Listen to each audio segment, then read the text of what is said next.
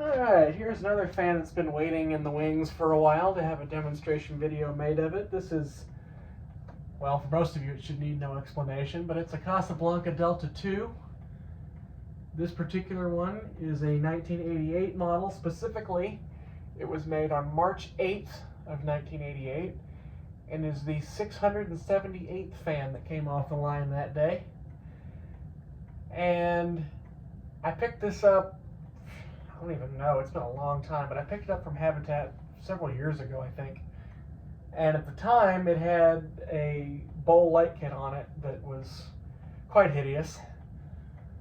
But there is a reason for it being dressed up the way you see it now. See, some of you no doubt well know that one of my favorite fans to look at as a kid was the polished brass 1985 Casablanca Delta II with the oak blades and the bevel glass light kit that is still to this day installed in the den at my great aunt's home. Fan's still there, works very well to this day. But what you may not know is in the front room where the Hampton Bay Huntington 3 is now, there used to be a fan that looked very similar to this. It was a white and brass Delta II. I don't know the year off the top of my head, but I would imagine it was probably another 85. It had another forearm light kit, but it had cut crystal glass. Now, why they didn't have cut crystal glass on both of them, I don't know. I don't know what went wrong with the white and brass Delta II. I know something must have gone seriously wrong with it, otherwise it would never have been replaced. But I digress, something happened. And that was about 2007, maybe 2008, so I was a little kid, too young to be able to do anything with it. God knows where the fan is now, probably long since in the dumpster somewhere. But when I found this one, I kind of thought, hey, I kind of remember this.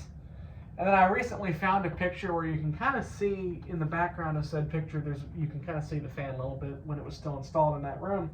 And so I decided, you know what, I'm going to take this one that I have, and I'm going to kind of clone the one that was in the front room when I was a kid.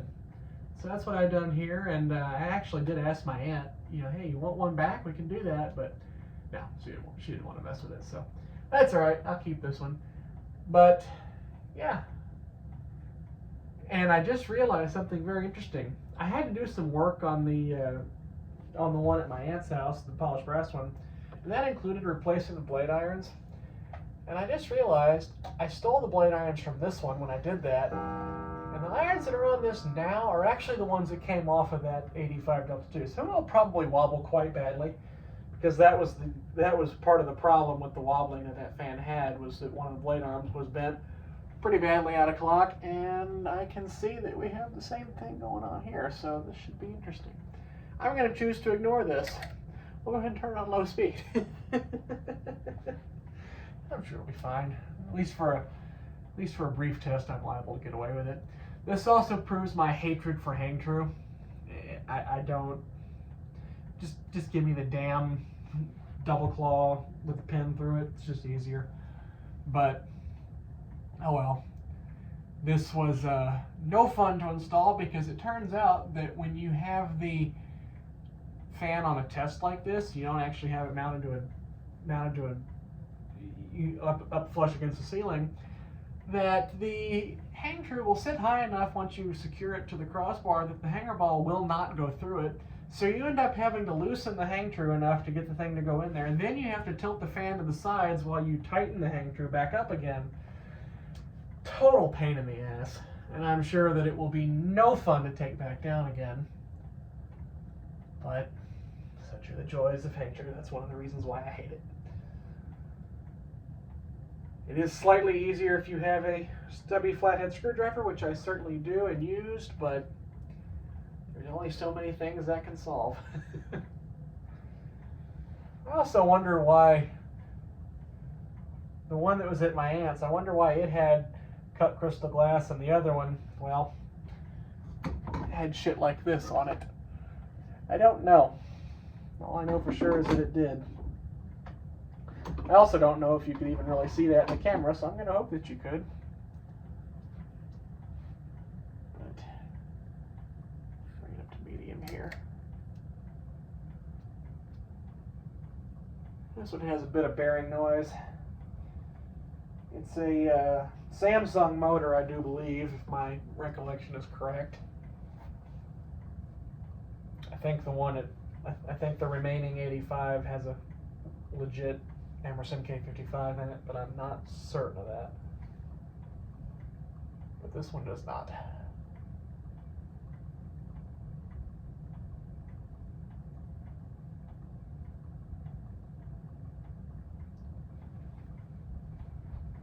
It's not wobbling yet. It's cavitating a little bit, but that's pretty par for the course when you put something up over here. Well, let's bring it to high to see what the hell happens.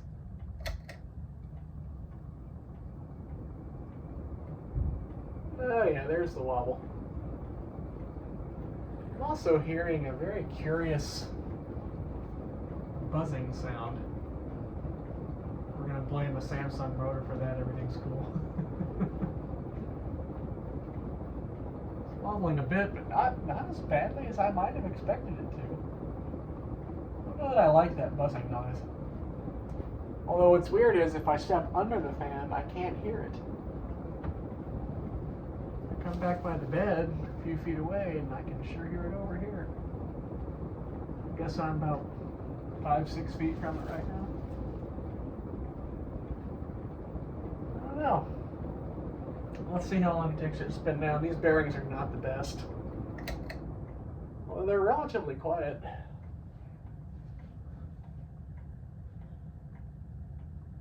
I need a nap.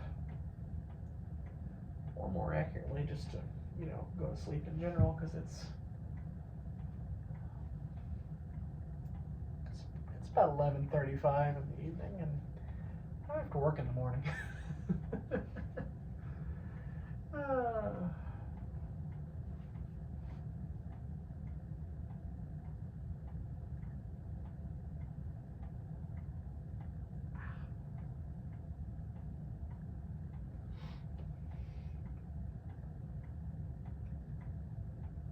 It's not doing too bad, but I think the 85 does better.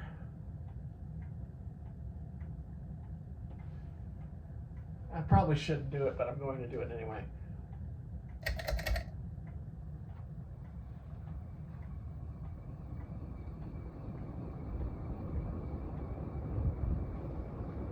There you go. A clone of a long-lost childhood fan.